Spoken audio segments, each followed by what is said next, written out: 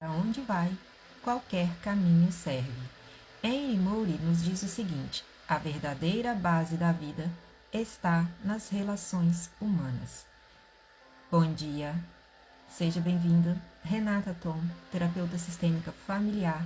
Hoje nós vamos tratar um pouquinho sobre destino. Afinal, quem nunca aí se sentiu tranquilo ao saber qual o destino para onde está indo, e isso nos traz leveza, isso nos traz segurança e nos traz ordem em saber para onde estamos indo, até nos preparativos ali, né, de estarmos preparando as nossas bagagens. Por quê?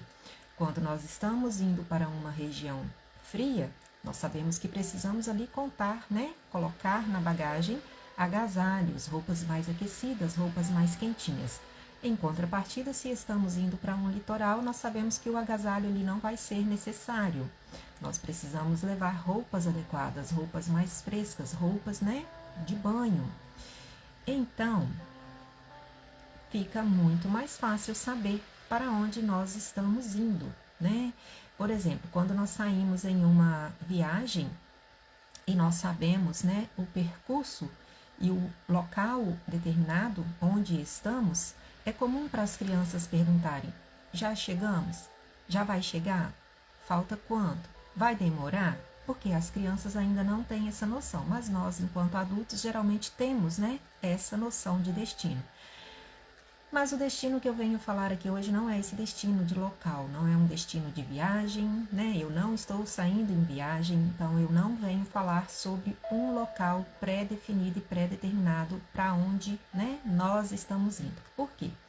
Porque dentro da visão sistêmica, destino não é lugar. Destino não é futuro e destino também não se fala sobre esperança. Destino é um campo de histórias e memórias de uma família dentro de uma linha do tempo. Essa é a abordagem de destino dentro da visão sistêmica.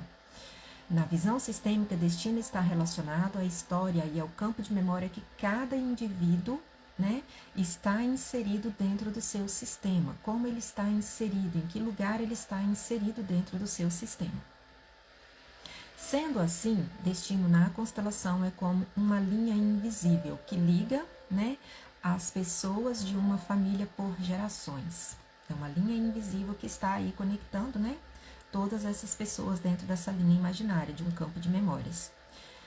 O destino de cada família revela em si a permissão ou não, se você tem ou não permissão para avançar na vida, para a prosperidade, né? Eu tenho falado um pouquinho sobre a questão, né, das funções materna, função paterna, sobre ali o amor interrompido, quais as consequências que isso traz, porque sim, todas essas dinâmicas, todas essas situações de como você está aí funcionando dentro dessa linha, né, imaginária, enquanto inserido ali dentro desse sistema familiar, ele está dentro do seu destino de vida. Quanto mais profundos é o firmamento, mais forte é o edifício. E como saber qual é o meu destino, Renata? Porque quando eu tenho um bilhete de passagem que eu estou indo para Dubai, para a América, ou que eu estou indo ali na cidade vizinha, eu sei para onde eu estou indo, mas como saber o meu destino enquanto sistema familiar? Para descobrir qual é o seu destino, você terá que sair da esfera mental, da esfera do eu e se conectar com a esfera da alma, porque nós trabalhamos dentro do sentir, né? A esfera da alma é trabalhada dentro do sentir, porque a alma são as nossas emoções, o coração, a alma são a sede das nossas emoções. E esse destino, o que o move são, muitas das vezes, as emoções. Alguns comportamentos também, né? Mas é no sentir, é preciso sair do mental, do racional para o sentir. Pois é nessa esfera que permanecem armazenadas as informações com extrema lealdade, né? Quem não consegue avançar é porque, por alguma lealdade, não tem essa permissão para avançar. Porque há um desejo inconsciente de todo filho que é unir papai e mamãe, pelo simples fato de que foi dessa união que recebemos a vida. Então essa lealdade, muitas das vezes, até com relação, né, a muitas crianças, ela vem por quê? o desejo ali universal e inconsciente, e mesmo que você não saiba e concorde ou não concorde, né, com esse destino ali de uma separação, qual que é o desejo ali universal desse filho? Unir papai e mamãe. Por quê? Porque a alma quer ver os dois juntos. A lei do Senhor é perfeita e refrigera a alma. O testemunho do Senhor é fiel e dá sabedoria aos simples. Isso está lá em Salmos 19, verso 7. E qual o risco quando eu não sei qual é o meu destino? Sim, quando você não sabe do seu destino, você vai estar aí vivendo, né, dentro dessas lealdades, né, e não tendo aí permissão para avançar. E esses comprometimentos também são conhecidos, como que eles vêm, né? Quando eu não tenho consciência do meu destino, como que se apresenta esses comportamentos e esses comprometimentos dentro da minha vida? Eles vêm em formas de emaranhamentos, padrões de repetições, e esses comprometimentos também são conhecidos como parentificação, como identificação, como triangulação, como repetição e substituição ou compensação. Ou seja, uma família, um destino, um vínculo. Dentro dessa linha do tempo, nós vamos ver vários nós que podem ser classificados, então, né? Dentro aqui desses nomes aos quais eu falei, eu não vou trazer aqui a definição, porque isso é um termo muito teórico e não cabe eu estar aqui trazendo, mas só para que você, sim, tenha conhecimento. Esses emaranhamentos, eles têm nomes. E são os nós dentro dessa linha imaginária aí, dessa linha de memória, do campo de memória da sua família. Toda exclusão exige compensação, e a compensação muitas das vezes é pagar a conta em lugar de alguém, em favor de alguém, e isso se torna muito pesado. E aqui eu quero trazer um trecho do livro do Bertin Helly, que ele diz o seguinte: no centro sentimos leveza. Grande parte dos problemas de emaranhamentos sistêmicos acontecem por conta da exclusão. Por quê? Ela fere a primeira lei da ordem, que é a lei do pertencimento. E essa lei do pertencimento, ela diz que todos nós temos o direito ao pertencimento. Todos nós possuímos o direito de pertencer, e a necessidade, a primícia base de todo ser humano que é pertencer. Pertencer a quem? Pertencer a esse destino, pertencer a esse clã, pertencer a esse sistema familiar, né? A consciência arcaica não tolera nenhuma exclusão. Essa lei sistêmica atua na alma até hoje. Isso nós vemos nas constelações familiares, como que esses emaranhamentos ali, eles se apresentam dentro do campo, eles se manifestam dentro do campo. Então é no movimento, né? Quando a gente abre uma constelação, que a gente vai estar aí identificando essa parentificação, essa identificação, essa triangulação, repetição, né? Ou a substituição ali, se você está compensando algo. Quando alguém é excluído no sistema, a pressão de uma outra instância faz com que ele seja mais tarde representado por uma outra pessoa na família. Portanto, considerando o processo em um conjunto, a exclusão é impossível. Esta é a maneira de atuar da consciência arcaica. Ela não tolera a exclusão. Como a consciência arcaica funciona? Alguém no passado foi excluído, alguém no futuro irá representar essa pessoa. Então você pode estar aí, de repente, se perguntando assim, se você está ouvindo isso. Nossa, a Renata está falando de encarnação, de reencarnação. Não. Não, porque não é identificação. É uma consciência arcaica que diz que na alma daquela família existe alguém que foi excluído e alguém está compensando, alguém está pagando essa conta. Falamos anteriormente da liberdade, da autonomia. Sou livre. Será que somos livres mesmo?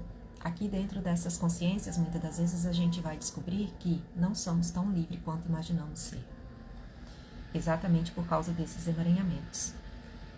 Sou desvinculado.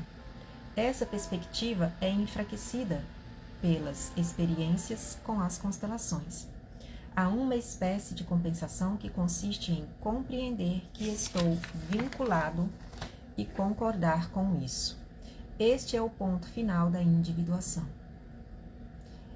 Então, as duas consciências já não se opõem e há um enorme alargamento de consciência.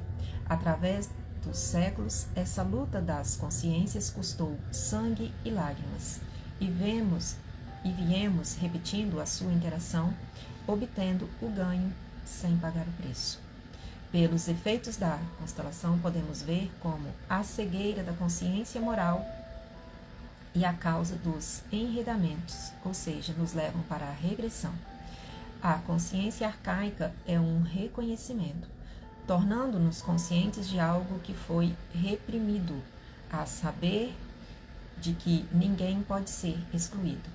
Somente isso permite o progresso para a paz e o reconhecimento de que ninguém perde a liberdade pelo fato de se vincular, de ser vinculado. A boa e a má consciência, né? A boa consciência é quando eu faço o que faço e não perco o meu direito ao pertencimento e não corro, né, o risco ao meu pertencimento. E a má consciência é quando eu faço o que faço e coloco em risco o meu pertencimento. E aqui eu quero trazer um pouquinho só para exemplificar, né, dentro dessa linha, dentro do destino, dentro dessa linha imaginária que é o destino da minha família. Imagine que aqui na ponta está assim, o início ali de toda a sua ancestralidade. A própria palavra nos diz que as bênçãos, elas são incontáveis e nos visitam por mais de 1000 gerações. Mas as maldições, elas nos visitam aí até a 4ª geração. Então, sim, imagine que dentro desse destino está, não é só seu papai e sua mamãe, está bem lá atrás. Você não tem como mensurar quantos que vieram antes de você. Então, coloque o início da sua base, toda a sua ancestralidade. E vem passando esse fio até chegar a você. Você está aqui nessa pontinha. Como eu citei um exemplo anterior, né, a energia para chegar aqui na minha casa, ela sai lá da base, ela sai lá da fonte até chegar na minha casa. Se houve algum corte, se houve alguma interrupção desse fio, a energia não vai chegar na minha casa.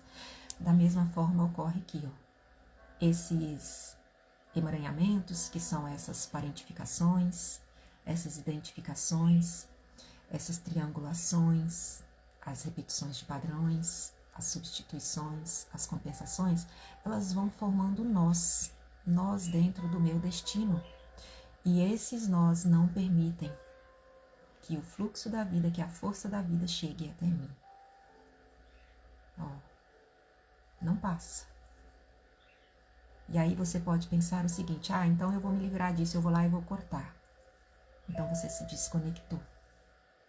Não tem como cortar vínculos. Vínculos são indissolúveis. Então, como fazer, Renato? O que eu preciso fazer? Olhar, ver e desfazer o nó. Quando eu desfaço o nó, eu vou me libertando. Então, assim eu posso me tornar livre. Ó, tá fluindo. Eu preciso desfazer esses nós. E quais são esses nós? Esses nós, muitas das vezes, eles vêm o quê? Pela exclusão. E o que são exclusões? Por exemplo, um aborto, né? Você aí pode ter feito, né, um aborto porque engravidou muito cedo, ou porque engravidou ali de uma relação, né, extraconjugal, e naquele ímpeto ali, daquele fervor, você foi lá e fez um aborto e nunca ninguém soube disso. Pois bem, isso se tornou um nó na sua vida. Talvez o seu filho ou sua filha possa estar aí, né, representando esse filho que foi abortado, porque esse filho pertence, ele é um filho, ele pertence. Ou um assassinato. Ocorreu ali um assassinato que ficou em segredo de família. Segredos de famílias também se tornam nós. Contendas, conflitos, guerras de partilhas. A exclusão, a inimizade. Houve inimizade, formou-se um nó. O fluxo não passa quando tem nós. E o que fazer então, Renata? Reconhecer que somos parte de uma história que teve momentos difíceis e reconhecer que toda a nossa ancestralidade contribuiu para que a vida chegasse até nós. E isso é um grande ato de humildade e honra. Humildecer é diminuir de tamanho e voltar ao seu lugar de força, ao seu lugar de origem. Espaços não ficam vazios. Quando o meu lugar não está ocupado por mim, alguém irá entrar para ocupar o meu lugar. Prefira a escolha sempre pela humildade. Humildecer. Humildade não quer dizer que é aquele humilde do não ter, mas é humilde de estar num lugar. Não, eu me coloco no meu lugar em humildade. Deus resiste aos soberbos, mas dá graça aos humildes. Isso está lá em Tiago 4,6. O ponto é, somos um e não dá para escapar das consequências que compõem essa unidade. Então, essa tomada de consciência da consciência arcaica, de sair do eu, é te levar para o entendimento que somos uma unidade, somos nós, não somente o eu. Eu sou composta por 50% pai e mãe, né? Dentro de cada ser habita o quê? 50% de papai, 50% de mamãe. Uma vida não pode prosseguir, né? Como se fossem duas pernas, ela não prossegue com uma perna só. Tem que ser as duas. Então quer dizer que não tem solução? Tem sim. E qual é essa solução? Tomar essa consciência desses nós. Ver os nós é alcançar a liberdade. Essa liberdade é exercida à medida que investimos energia e movimento para mudanças de comportamento. Tá bom, Renata, eu vi que tem um filho aqui que foi excluído. Ah, mas isso também não vai me interferir, não quero ver. Tá bom, eu dou um lugar de direito. Não, é no sentir. E sentir dói. Por quê? Deixar ir é incluir. Incluir dói porque vai para aquele lugar secreto da tua alma.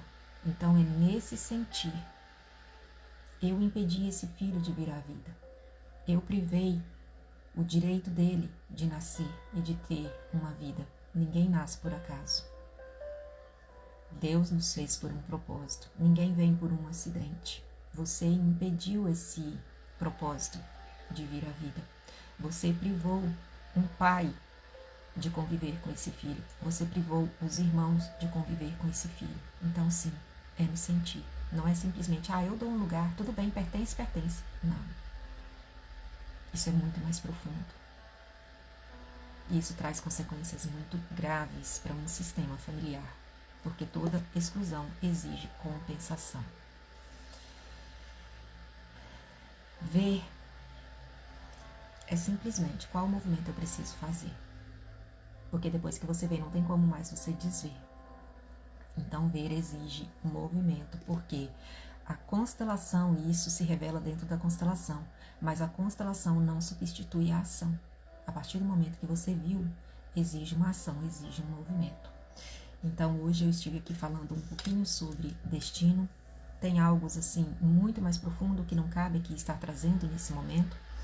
Mas sim, destino não é lugar.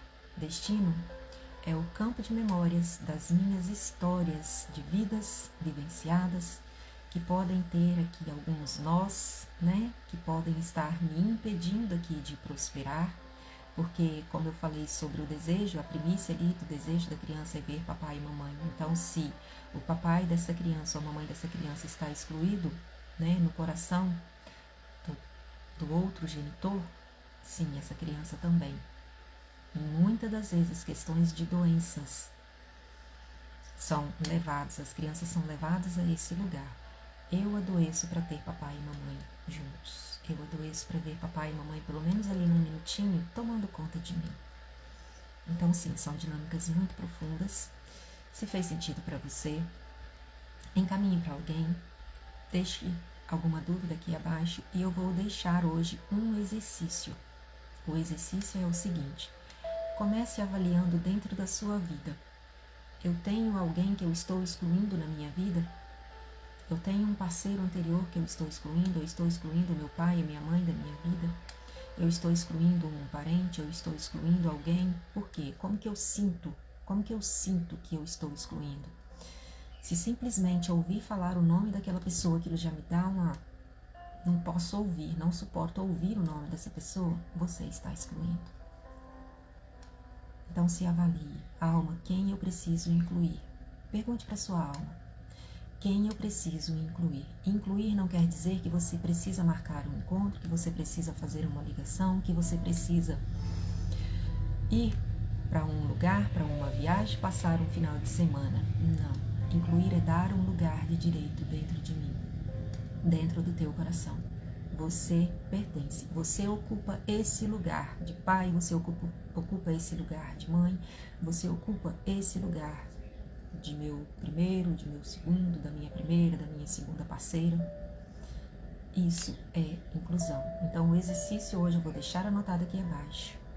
Se há alguém, que te dá aí essa ânsia que você não suporta, olhe para isso. Espaços não ficam vazios. Toda exclusão exige compensação. Se fez sentido para você, encaminhe para alguém, talvez alguém possa estar precisando aí, ouvir que está aí com a vida toda cheia de nó e precisa dar um novo olhar a isso aí. Hoje foi o 15º dia voltando ao lar.